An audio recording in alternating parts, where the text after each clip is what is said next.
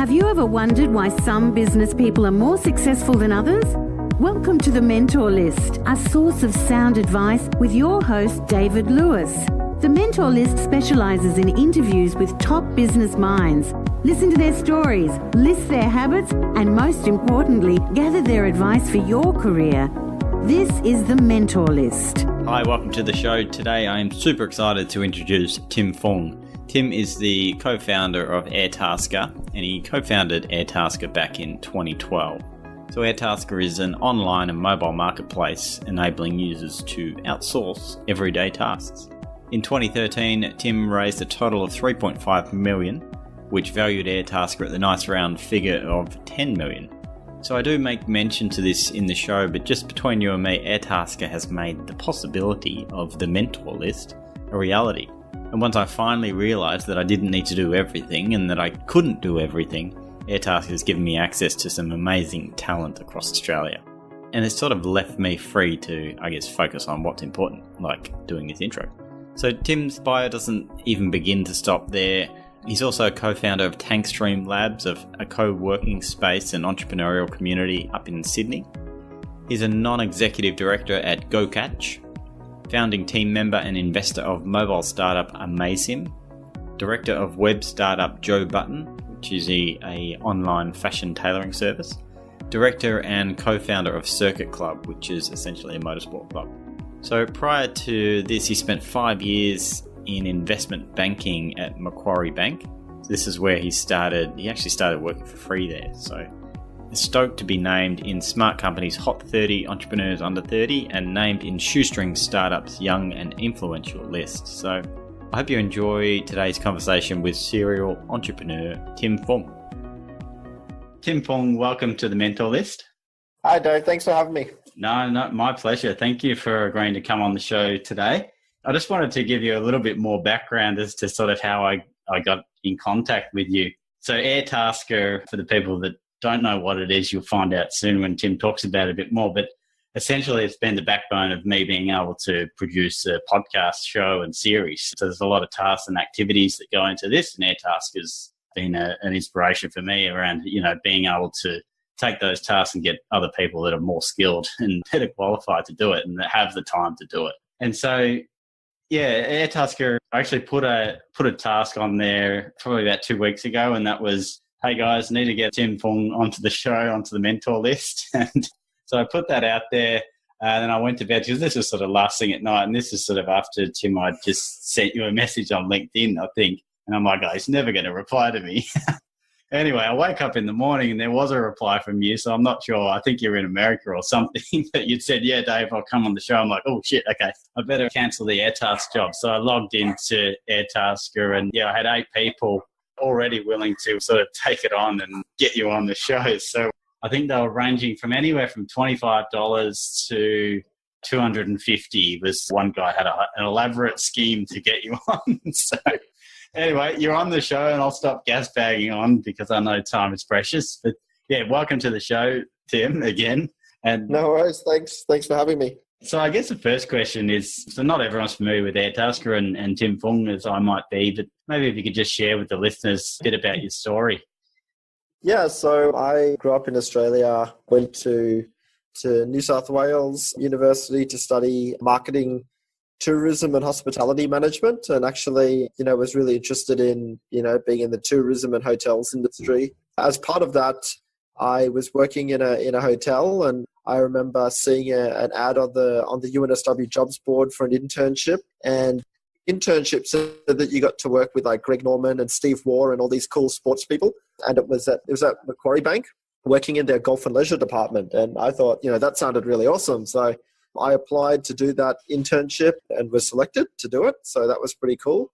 And that was sort of like a year of pro bono work, which turned into about 5 years working in investment banking and M&A. So I did that for about 5 years. And in 2009, I was watching a lot of the show Entourage. Right. And I wanted to be like Ari Gold. Right.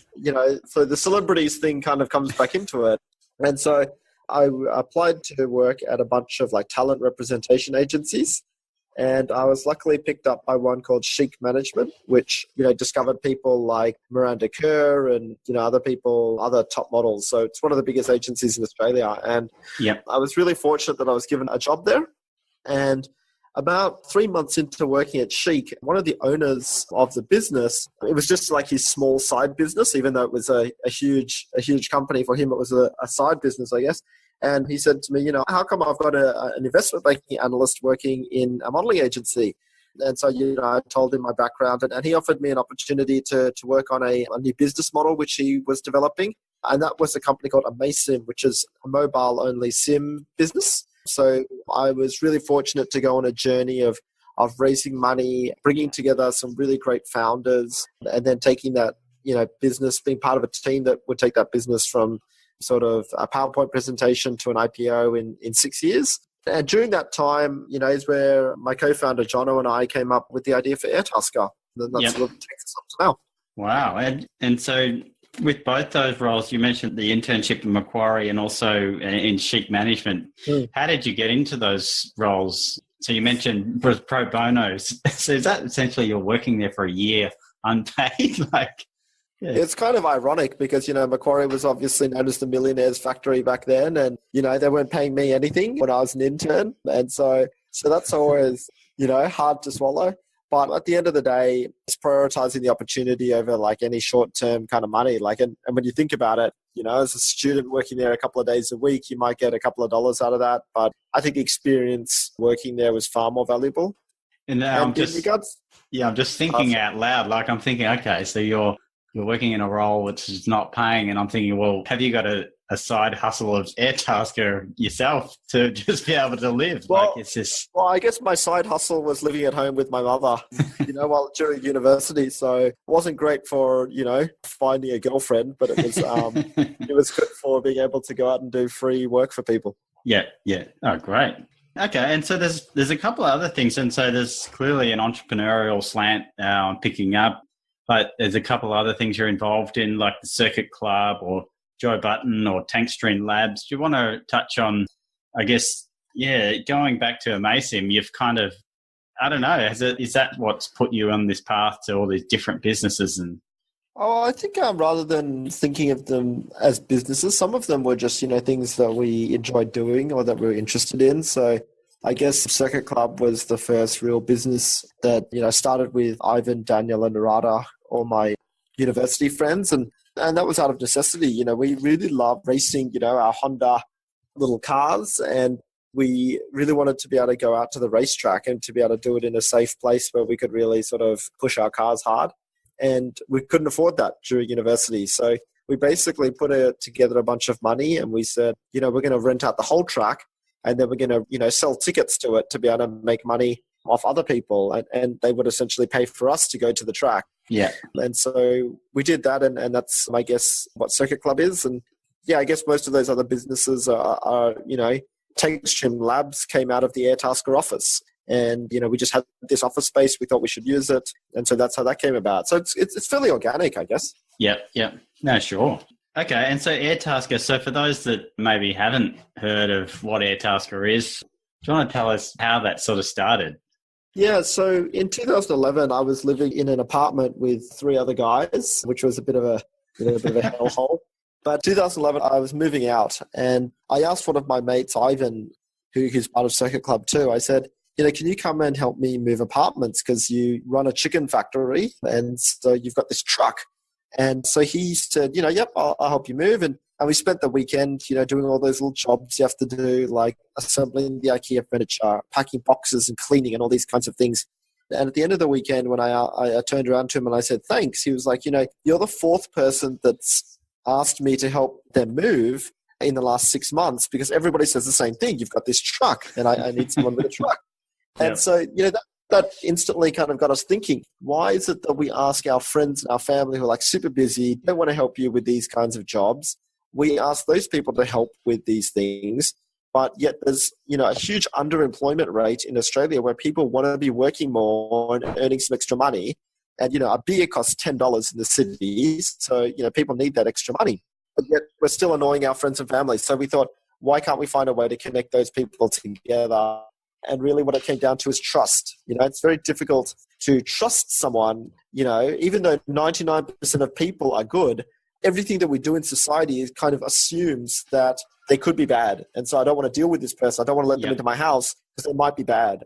And obviously at a overall level, that's like a really inefficient thing because chances are people that you work with are going to be good and honest. Yeah, and you're sort of touching on, reputation and brand, and just in some of my prep work, that was sort of a theme that was coming through, and especially around not burning bridges as you're sort of progressing through your career. So how have you managed to build that? Because I know eBay was one of the ones that pioneered the market, but how does that sort of play out in the Airtasker business model, that trust and online identity? Yeah, so I guess, there are a few aspects of trust. One of them is identity, so verifying that you are actually you. And so we do things like that with email, with mobile SMS. You're able to now verify your ID on Airtasker. So there's this aspect of, are you actually you? The second thing is we're bringing in a bunch of, third-party validation into our marketplace. So we have things like police checks that you can do on our platform. We also released just yesterday a partnership with the Commonwealth Bank, which essentially allows you to plug into their API, verify your internet banking details, and attach those details to your Airtasker account, which is hugely powerful because you've obviously done a bunch of ID checks with the bank too.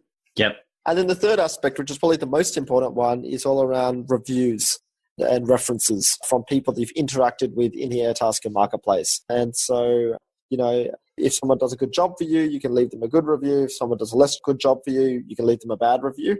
But nevertheless, all of that information helps the next person who's going to work with you. It's going to help them make a decision whether for good or for bad. Yeah, I've certainly experienced that as well. And I generally have a pretty good selection for the type of task that I'm asking to get done. And I'm always looking at the reviews. And so I spend a bit of time looking at that and what other people say. And it's definitely, it's paid off. And it just gives me that trust that, okay, I can use this other person to do that task or whatever it is. So, yeah. Yeah, I think those indicators of trust, third-party validation is really, really important for a couple of reasons. One is obviously you see heaps of fake reviews on, things like TripAdvisor and, these other platforms where you don't actually have to engage with the person to review them. So we think it's really important that we actually know that you engage with that person before you've reviewed them. But also is that there is no one objective view of what good is. And throughout the Airtasker marketplace, people are helping with things like photography, handyman jobs, delivery, website design, SEO, so many of these different kinds of jobs. And we think that the only way you can really have a true understanding of who's done a good job and who's not is to understand all the data. And so we're super transparent with how we share that data with our community. Yeah. Yeah, great. And so I guess it's essentially you've created a new marketplace. So, these jobs, you could argue they existed in some form, but so you want to talk through, I imagine it's impacting on the wider sort of labour market. And I know there's sort of people that are full-time Airtaskers now. And so it's actually, I was going to say disrupting, but it's impacting in a good way people's ability to access work and vice versa, get things done. Our data suggests that about half the jobs on Airtasker are completely new jobs that don't fit into any kind of existing vertical that exists out there now. So when you get someone who's going to go and help you hand out flyers on the corner, or you're going to get someone to help you with some really specific market research concept, or making a funny type of delivery that is quite unique. There's so many things on the Airtasker marketplace that just you would not be able to buy when you think about services in that traditional sort of vertical. By making it much easier to find someone to help you with these kinds of jobs, Airtasker is actually opening up more traditional jobs too. So for example, cleaning, a lot of people just found it's too daunting. It's too scary to go and try and find a cleaner because I don't know what it should cost. I don't know who's going to fleece me. I don't trust people, etc. So Airtasker is also helping to unlock a bunch of those jobs too. And then lastly, of course, there are the traditional jobs which would have existed anyway, and Airtasker is simply providing an easier way for you to manage those. So I think, you're right. More than disrupting, Airtasker is definitely creating a whole bunch of new jobs that simply wouldn't exist if we weren't here. Yeah, fantastic. Yeah, so I guess, Airtasker in its own right now is a huge, well, not a huge, well, it's grown into a pretty significant sort of company. So I guess going back to your career and your own personal story, having that entrepreneurial slant, I imagine things are a bit more structured now as opposed to when it was, just the two of you creating this thing together. And you're living, I think you said 3 people in the one apartment or something. So things have sort of moved on. So how have you adjusted and, are you a corporate citizen now, or are you still sort of impatiently entrepreneurial? How are you adjusting there? Well, I think, the number one thing that I like to sort of preach about is balance. Everything's a balance. It's not super entrepreneurial one way and super corporatized the other way, and there's nothing in between. I think in all of these arguments, there is absolutely an area that fits in between, and usually it's a spectrum. Obviously, when you start out with, 1 or 2 guys, you can really call the shots on what needs to happen, and that will happen really quickly. And then as you move, a year ago, we were about 20 people, and that was getting a little harder. And now we're sort of 70 people, and that's quite hard to do. And I think we're definitely going through some of those growing pains that people talk about. As you get a bigger team, it's harder to communicate. It gets more complicated. You need to start creating more rules, etc. And, I guess this is my big challenge now, is really like empowering a group of people to go out and be able to take this company further. It's a cliche, but stepping away from it and just basically arming people with what they need to go out and win. So different challenges, but challenges all the same. Yeah, no, definitely. I can imagine. So just another thing, and it's probably consistent with what the service Airtasker brings, is just around delegation and leveraging through, I guess, a wider workforce than yourself. And it was certainly one of the challenges I've worked through around, well, why would I get someone else to do it when I can do that? But when you have a small kid and you have a small business and a day job and all sorts of stuff, you start realizing that you can't do everything. Oh, for sure. And you know what? Time is money.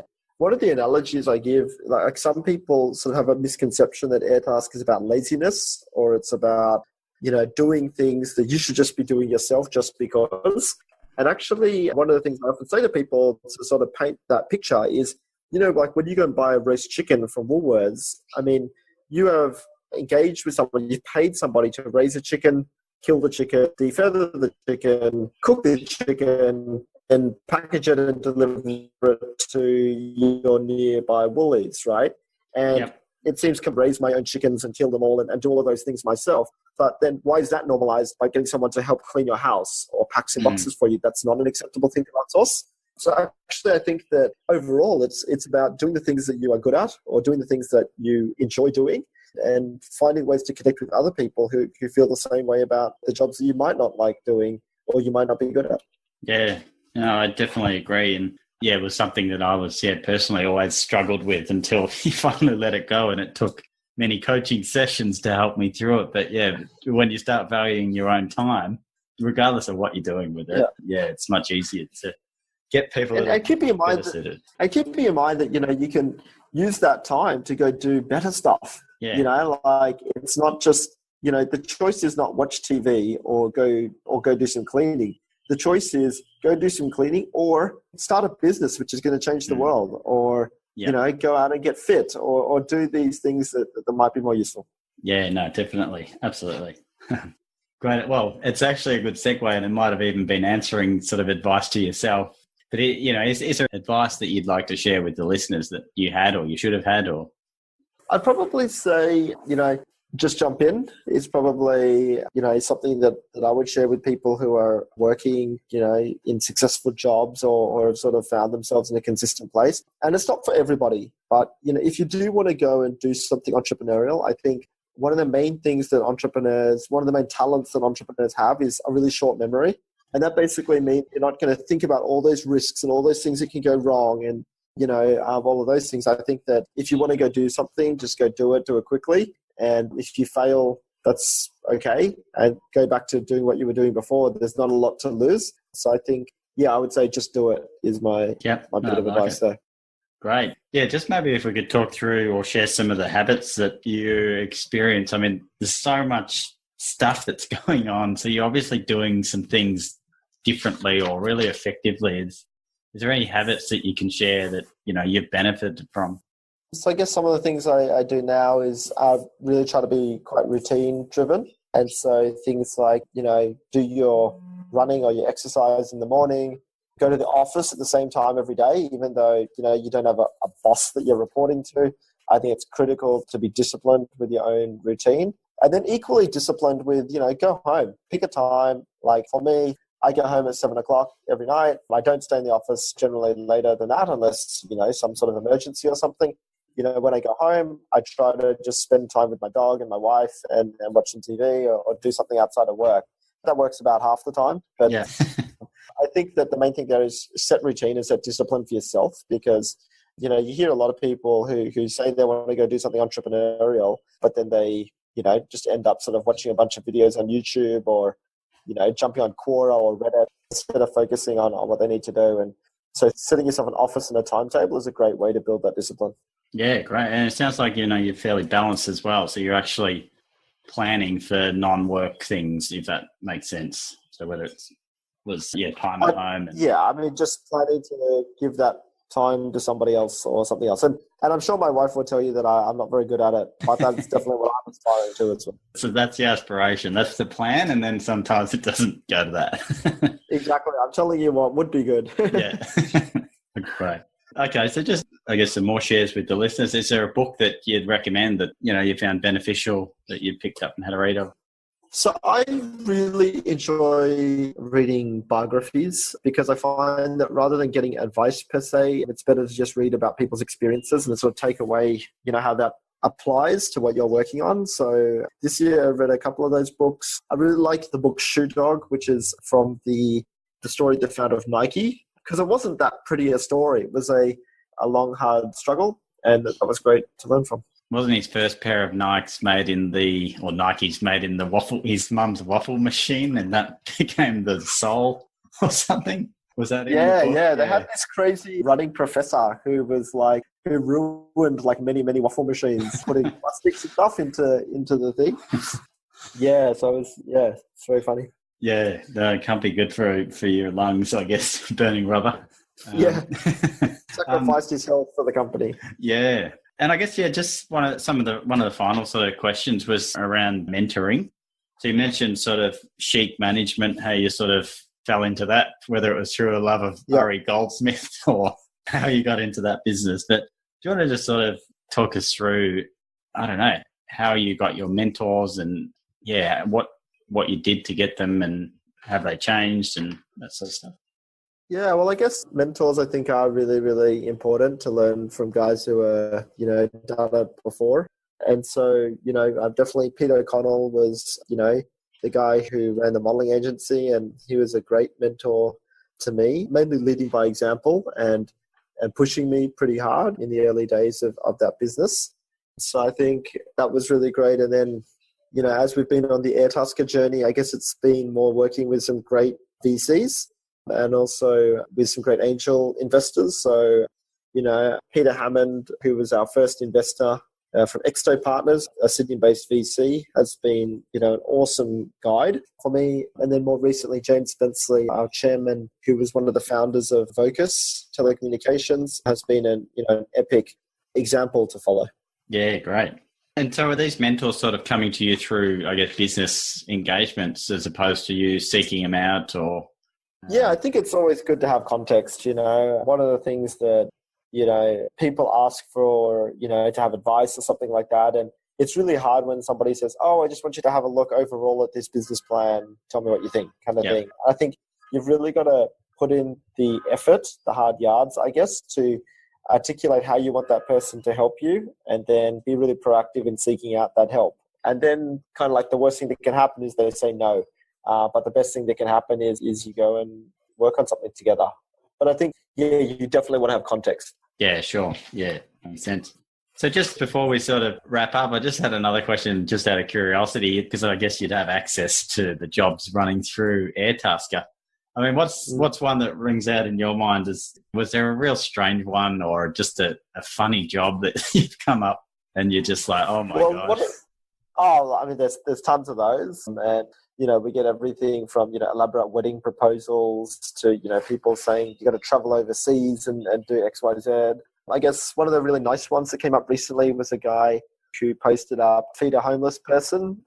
buy the food yourself and go feed a homeless person and take a photo as proof. And I guess that was kind of something that got reposted over and over again in the marketplace by other people who were inspired by that lovely, I guess, gesture. Yeah. And so that's, I guess, innovative way of using Airtasker. And I really like that because what it shows is that when some person has the innovation, the creativity to create a job around something, you can inspire a bunch of other people as well to follow suit. And, that's how industries are created. So, someone would have discovered, hey, I can put some rubber on the soles of my feet and that makes, more comfortable to walk around. And, that spawned an entire industry. And so I guess you can say that Airtasker sees the spawning of like lots and lots of these micro industries every day. Yeah. Wow.